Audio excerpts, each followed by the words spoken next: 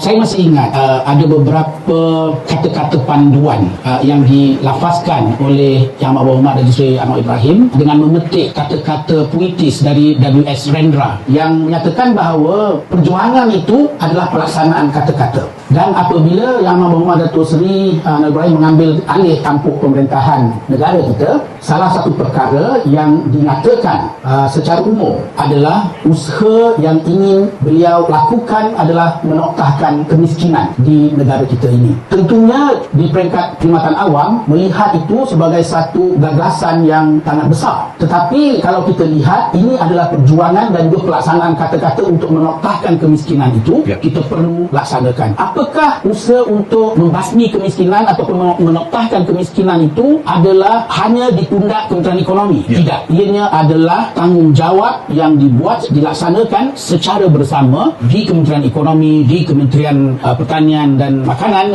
dan seluruh kementerian-kementerian yang lain. Dan kalau kita lihat hasil daripada usaha yang dibuat secara kolektif di kalangan semua kementerian dan juga diterajui sendiri oleh Datuk Seri Anwar Ibrahim di dalam hal ini, kita dapati bahawa kajian yang telah dibuat, survei yang telah dibuat oleh Jabatan Perangkaan Malaysia menunjukkan berlaku penurunan yang sangat membanggakan dalam hal isu menoktahkan kemiskinan tegak.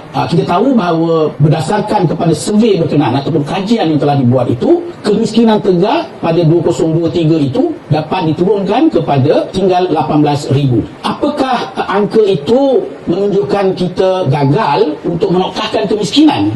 Pada perspektif saya, ia satu kejayaan kerana kalau kita lihat usaha untuk membasmi kemiskinan tegak ini adalah usaha-usaha yang dinamik dan dia perlu dibuat dari hari ke hari, dari masa ke semasa dan dari tahun ke tahun. Dan sebab itu pada tahun 2024 ini usaha untuk terus membuat usaha-usaha pembasmian kemiskinan tegak harus dijalankan kerana dia dinamik. Satu. Keduanya, kita juga tidak dapat menolak satu realiti bahawa terdapat suatu golongan yang memang perlu bantuan sepenuhnya daripada kerajaan. Contohnya, golongan yang kurang upaya, orang-orang yang telah pun berumur dan orang yang boleh membiayai anak-anak. Mungkin ada golongan yang telah pun berusia tidak ada anak. Mereka ini dalam keadaan kemiskinan dan ia ini perlu dibantu setiap hari dan juga setiap tahun. Jadi inilah bentuk yang ada pada kita pada ketika ini dan kita yakin bahawa usaha ke arah itu akan diteruskan. Bukan hanya oleh Kementerian Ekonomi, bukan hanya oleh Kementerian Pertanian, tetapi keseluruhan jentera kerajaan akan sentiasa berada di hadapan di dalam usaha-usaha menoktahkan kemiskinan